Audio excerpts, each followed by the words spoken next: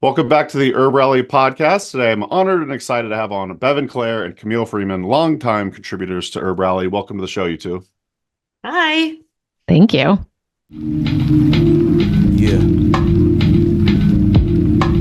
Smoking herbal blends.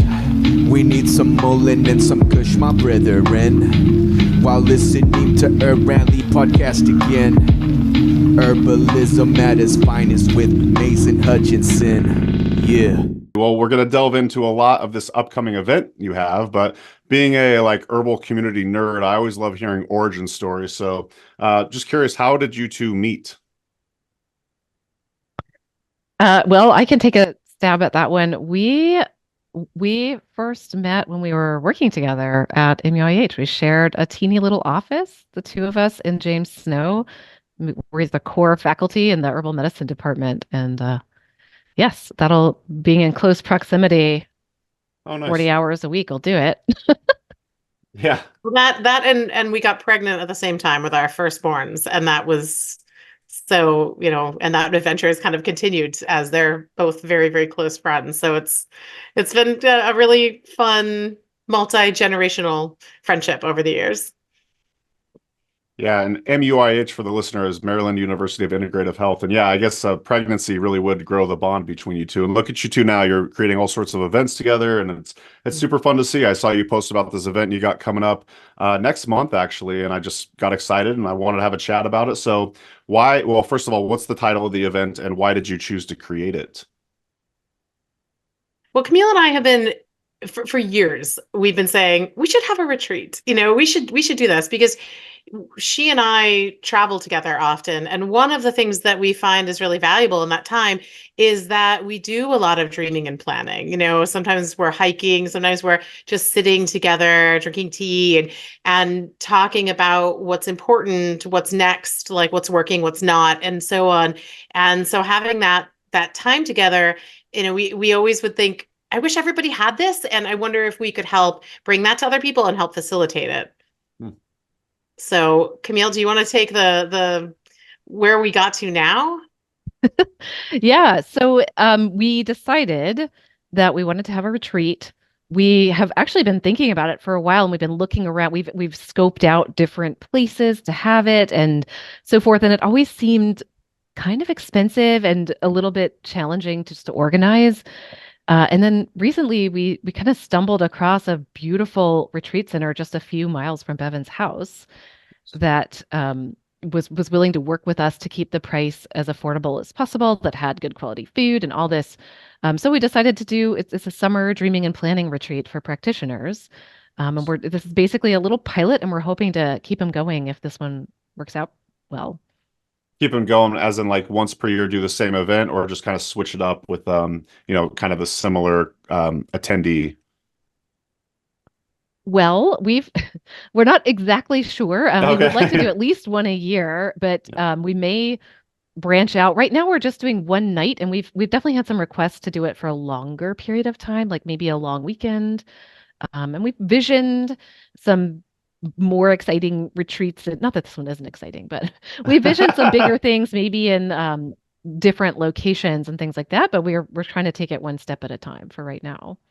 Yeah, we'd love to hear from folks who listen to this and are interested and are thinking, oh, I wish it was longer, or all of these pieces. But I think the idea when we are dreaming and planning about this is that it will be a little bit of a contiguous community where, people will come and they'll share what's happening and where they're going, and they'll dream and plan with us. And then they'll come back and we'll see where that took them and support them in that way. And that will, that community will grow where we can do that for each other, not just us, but like all of the participants are here to invest in each other's futures. So that's what I think about. And maybe at some point we'll have things in between, or it will be more than once a year, or there'll be other types of communication. We do have things like a Facebook group, but we're just starting out. So a lot of it will be guided by the participants and what they feel like their needs are and what we can meet.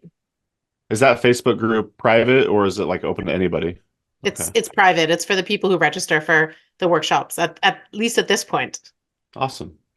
Yeah, I love that. As a event planner for over a decade, I always like the idea of like starting small, starting somewhere, and then iterating and improving as years go on. So yeah, great job, you two. Well, why don't we delve into a little bit about the content of the event? Why don't we talk about seasonal planning and why it's helpful?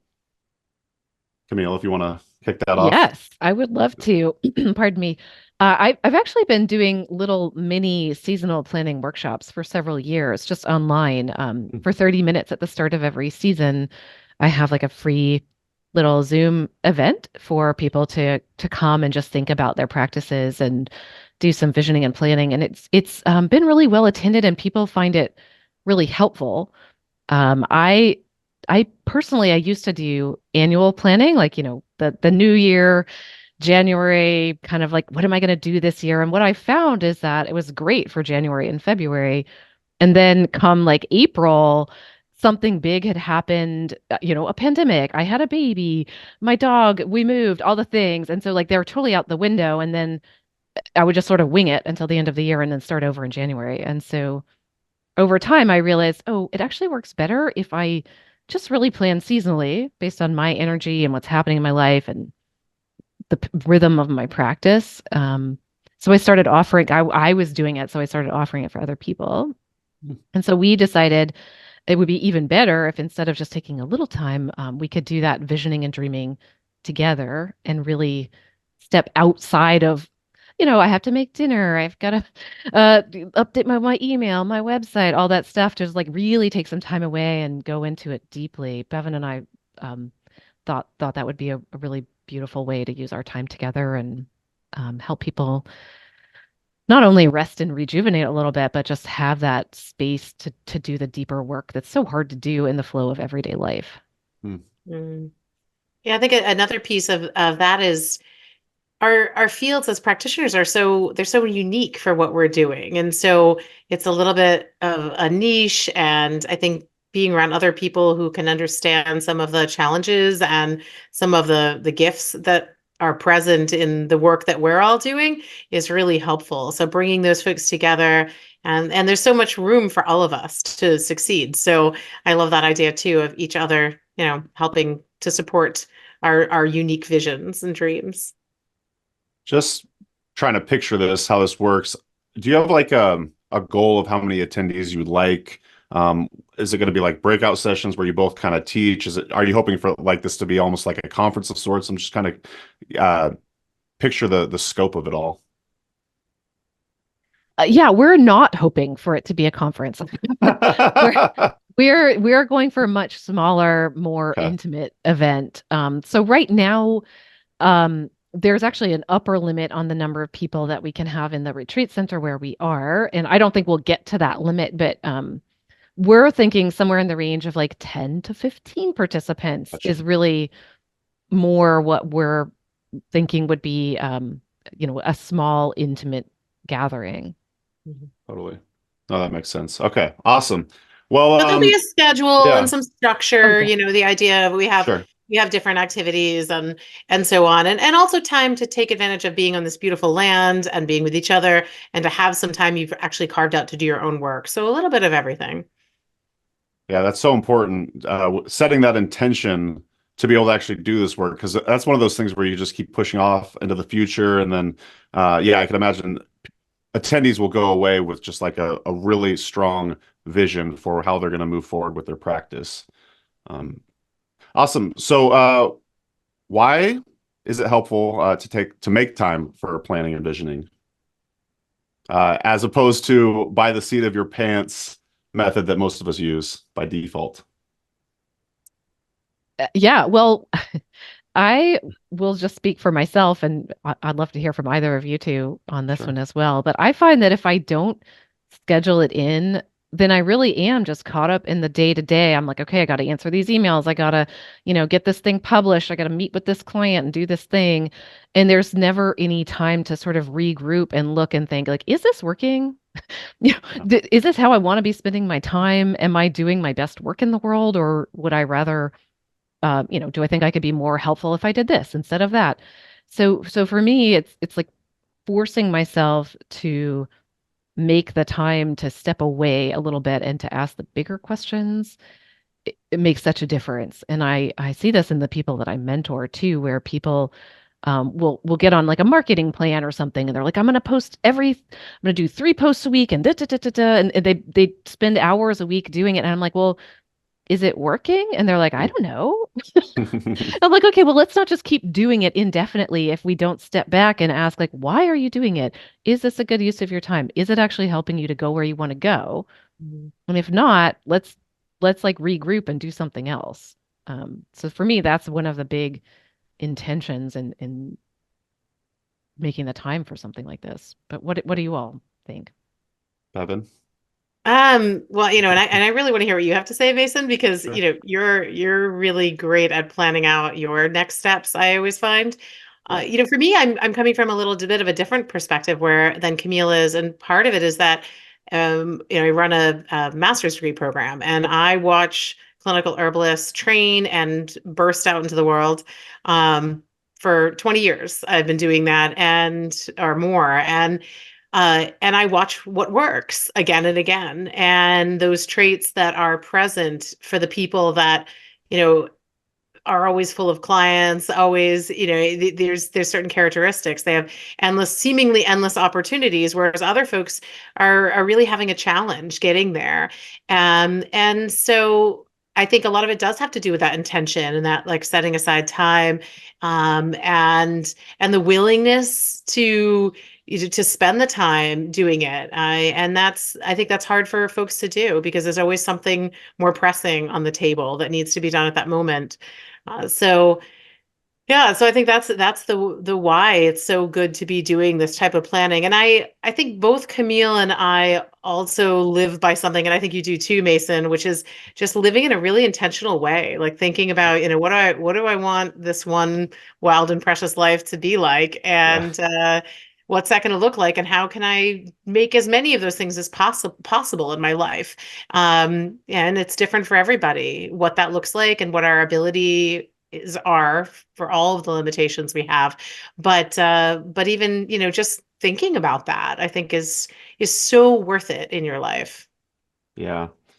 Camille, your point about like posting 3 times a week, to what end? Like, what's the point of this? Why are we doing this? Like, just to do something, just to do it, is basically pointless. I really like looking at everything through the lens of having an overarching goal, and then all of my behavior should be working towards that goal. Otherwise, what am I doing it for? Even with like my self-care regimen, like I'll be doing something every day, and then I'll reevaluate and be like, why am I doing this? This actually isn't serving me any purpose. So I'll adjust in real time, and continuously tweak and alter, work, HerbRally stuff, or just life stuff in general. So yeah, I'm constantly juggling priorities through, like, Camille, we've talked about this before, project management software. Like, stuff just gets like kind of put to the bottom of the list, because really it's stuff I would like to do, but if it doesn't actually serve the purpose of what I'm trying to work towards, it definitely easily gets put to the bottom of that list. But yeah, I mean, I'm guilty of this. Like, it's been a while since I've really reevaluated. It was just only recently where I was reminded, I was like, right, what is the core purpose of HerbRally? What is the overall goal? What am I trying to do? What are we trying to do here? And so Amanda and I, we meet every week. We call it We Work for whatever reason. And we constantly, we start the meetings with like, what are we trying to accomplish here? You know what I mean? So we kind of do it in like a mini way, but I would like to do this whole seasonal approach. I think that's really smart. And I'm excited for your attendees. They're going to get a lot of value out of it, and a lot of clarity, you would hope. Mm-hmm. So I don't know if that answered the question. I think it did. Yeah. I guess I have a lot to say about that, but awesome. Well, why don't we talk a little? Did anyone else have anything else to add to that, or no? Awesome. I'll just want to kind of build on something you were saying, Mason, which is that I think sometimes too we set a goal or an intention or something, and we're working towards it, and we're going, but then you find that things changed a little bit, and maybe your goal isn't big enough. Your intention is like where it is, but you didn't realize, like, wow, I could actually expand this up. There's more possibilities beyond what you could see a year ago or 2 years ago. Mm-hmm. And all of a sudden, if you take that time, you're like, wow, I would never have thought this would be possible. And now I'm I'm realizing, oh, there's a whole nother level. Not that I'm saying we have to constantly grow, but there's like a new possibilities open when you take the time to reevaluate periodically instead of just once. Yeah, I think we should always bloom and grow, Camille. And Love it. but yeah. How much did you pay him to do that? I know, right? It's really all the advertising dollars. Yeah, yeah. No, I mean, again, to your point, Camille, like when I set a goal and I to go work for Mountain Rose Herbs, and then I did it, I was like, oh shoot, this is fun. What's going to be my next goal? And then it was kind of HerbRally. And someone recently asked me on an interview, like, what's next for HerbRally? What's your goal with it? Shit, I have no better answer than I just want to continue improving at it. And I kind of, it really helps me out to have some sort of grandiose goal because it's just fun to work towards. You know what I mean? Like, I don't want my answer to that question just to be, oh, just keep doing what we're doing and hopefully grow a little bit every year and, you know, sustain ourselves. It's kind of boring. I really thrive under having audacious goals, and dang, I really need to come up with a new one. So next time we check in, everybody, let's see what my next goal is. But yeah, I think it is important for world domination or something. Exactly. But yeah, we don't need to have these big goals to be like, you know, adequate humans. But I don't know. That's just the way I function. It's a balance of staying in the present moment and always continuing to bloom and grow. So, well, why don't we talk a little bit about the event itself? Well, let's talk a lot about the event. Where is it held? We kind of briefly touched on that. What's the dates? What's the food, lodging, et cetera, going to be like? Bevin, you want to take this one? Yeah, this was such a weird experience because as Camille mentioned, we'd been looking at places for ages. I mean, looking at like, you know, retreat center groups and hotels and Airbnbs and just trying to figure out like what is the right place for this that's not going to cost a fortune. It's easy if it's going to be $500 a day or something like that, you know, conference style meals but we wanted something more intimate, but also something comfortable. You know, these are professionals. And so a little Google search, I came up with a place that was really close to my house. I'm just a couple of miles away from my house where I've lived for a long time. And I was like, this is really strange. I mean, why have I never heard of this? And I looked and I realized that I drive by it all the time. I drive by the land, and the land has big signs all along it that says silent retreat center, like no trespassing, no noise, you know, any of that. And I knew about this place. And I, you know, from my understanding, it was this like silent retreat center that was very strict. And so I thought it was odd that they now were advertising that they do all these different other things. And so we got in touch, and, you know, it was, I don't know the backstory, but the individual who's running it and the organization that oversees it, which is a religious organization, but they offer a fully secular, highly progressive, very open-minded things. And he has been given free rein to create a mission of good things in the world, basically. You know, I mean, he's really doing awesome things. The land is beautiful. The lodging is very simple and rustic, but it's like that kind of earthy, wood paneled 1970s geometric style with high ceilings that overlook the trees and all of this. And it's really comfy and cozy. And they prepare all the meals from like, you know, local foods and everything. So we're in a pretty accessible area in close to 3 major airports near Washington, D.C. And yet you feel like you're just in the middle of the woods. It feels like a retreat. And so they are very excited for us to be there. Open outdoor fire pits. I mean, all sorts of ways that we can take advantage of being somewhere beautiful. Mm-hmm. Yeah, and we're basically it's just a 24-hour thing. So we decided to, like we said, start kind of small and just let people, including ourselves, dip our toe into this and see how it goes. So it's basically 10 a.m. Saturday to 10 a.m. Sunday on June 1st and 2nd. Mm-hmm. There's free parking. The food, like I said, they prepare it to specifications. So we're gathering information from people if they're gluten-free or vegetarian or whatever. We can accommodate that if we know in advance. And so then, once people get there, we're going to settle in. And like we said, we've got some structured activities that are more around visioning and working in a group, and then some time to walk or meditate or rest. Some, we'll have a campfire. Those types of things are on the agenda. Awesome. So who's your intended audience for this? We've kind of briefly touched on it, but more specifically, who are you hoping attends this event? Well, we're hoping that practitioners of, it could be nutrition, it could be herbal medicine, it could be something along those lines, whatever really kind of practitioner you are, as long as you're in the spirit of things for us. And though it can either be you're just starting out, or you already, have some momentum and you want to fine tune things and so on. If you already have like a Fortune 500 herb company consulting business, we're probably not the right retreat center for you. But we really want to do that kind of personalized attention. So if it feels good and it feels like something that you want to do, we'll meet you wherever you're at, and that's what we expect. Awesome. Yeah. And I think of our current folks who are already signed up to come. We've got a mixture of people who are in the, first year-ish phase of getting started with a business or a practice.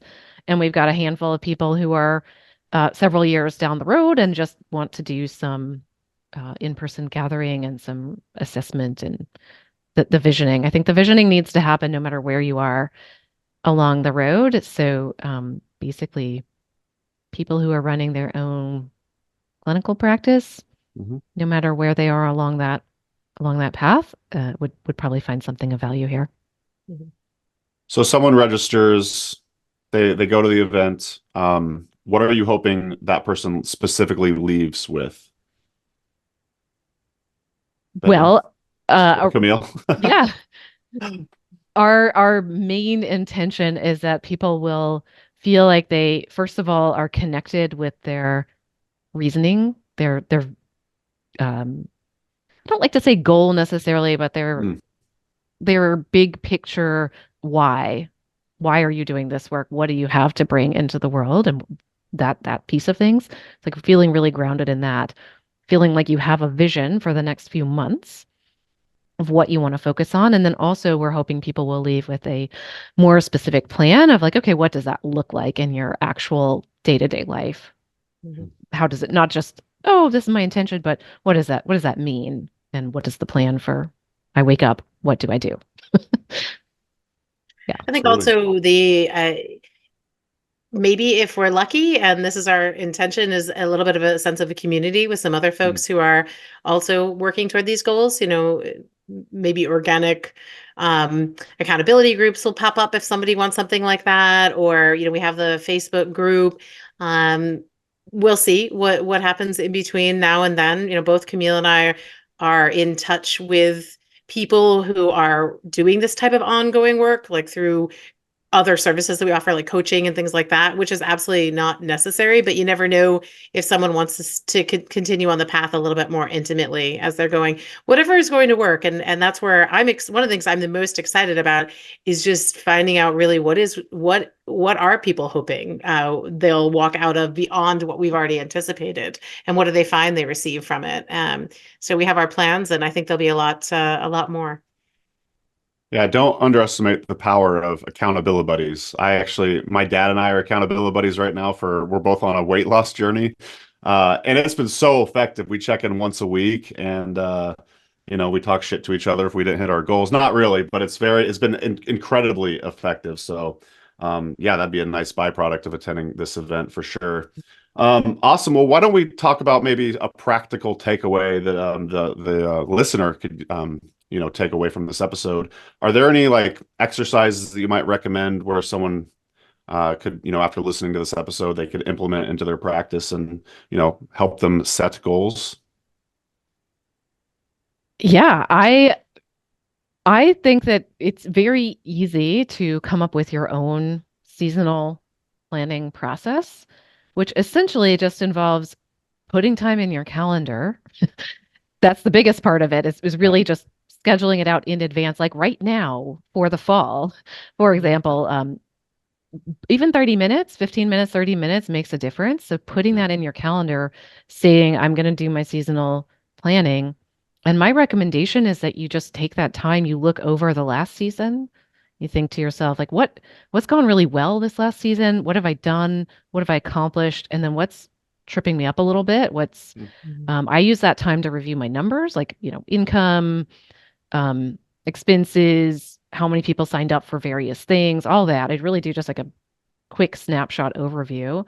And then I ask myself, what's most important to me this coming season?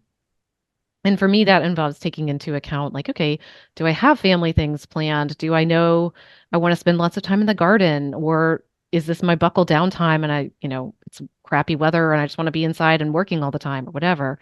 So kind of account for all that and then think like, okay, what do I want to really focus on just for 3 months? And then going down to that level of like, all right, well, what does that look like monthly, weekly?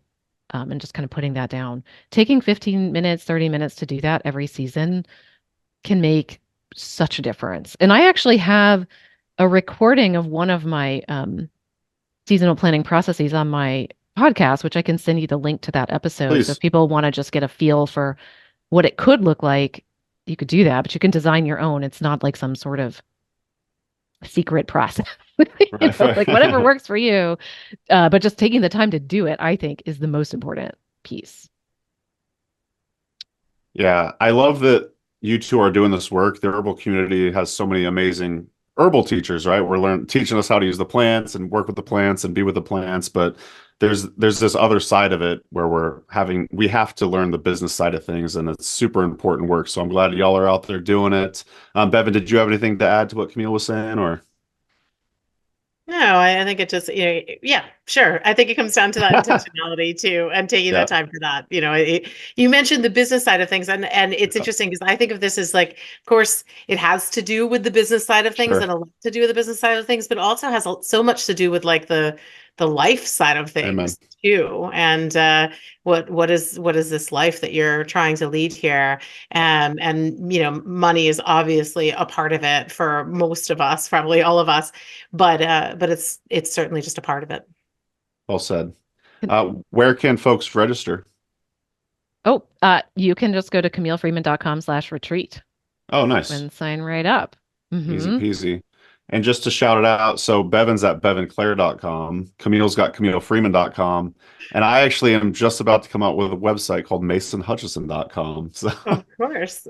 So if people were ready to poach any of those three, their opportunities are it's gone. Yeah, they're gone. Sorry. And I was going to throw in there that we are already nailing down dates for next May. So nice.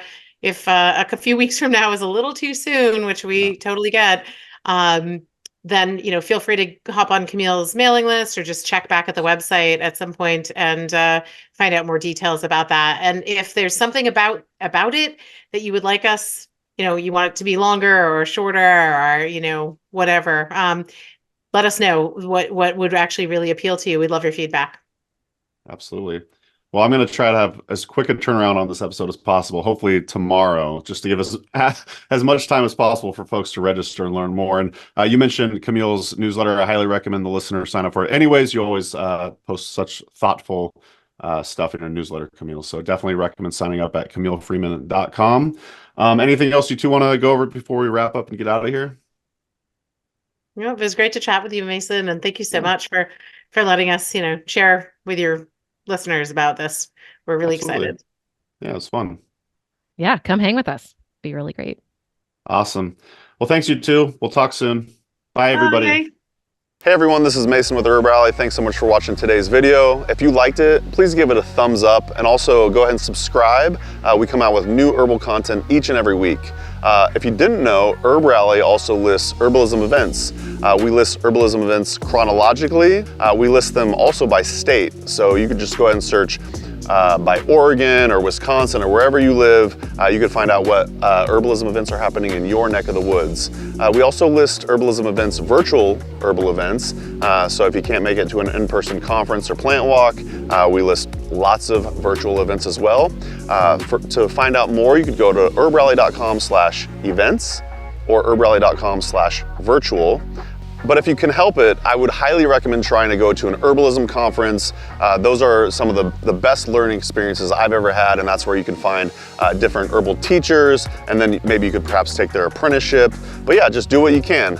Get out there and learn about the herbs, you know, like yarrow, dandelion, corn, you know, all the above, like all the medicinal herbs. And we'll see you out there. Hope to see you at an herb conference. All right, bye.